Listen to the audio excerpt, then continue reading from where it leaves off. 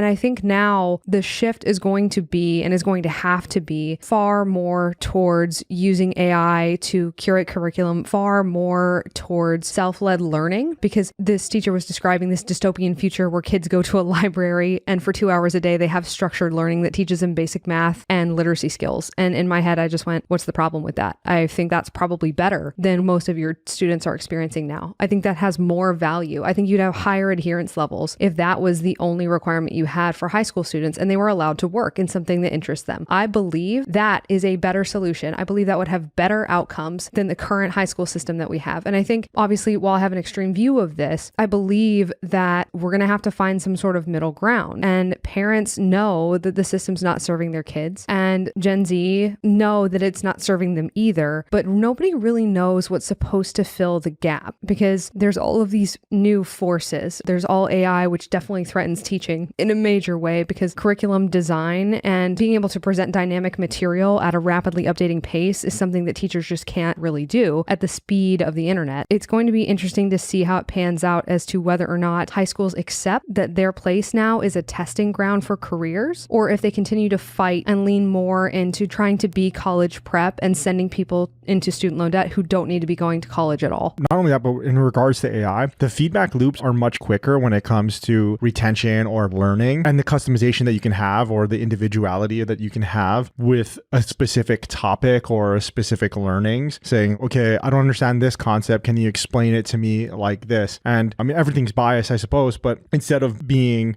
you can ask it as many times to explain it in as many ways as you need to understand and comprehend whatever concept that you're trying to learn. And so, yes, with the design and what they're learning, but then also how they're learning and then getting the feedback that is absolutely necessary in order to become proficient in skills is huge. But yeah, I think at its core right now, high school is in a really, really precarious place because they're wondering, what is our purpose? And the admins are definitely wondering that with the declining college enrollment rates. And then the teachers themselves, as you've been talking about with this one person, but many other teachers are wondering as well, what is the point of my job? What do I do? Because before it was to educate them about this, that, and the other. And that is still the case. I mean, the job is always to be teach, but the underlying reason why is undergoing a monumental shift right now. And it's just a shift back to how it was. And there is nothing new under the sun. I mean, it's just always revolving and always revolving and always revolving.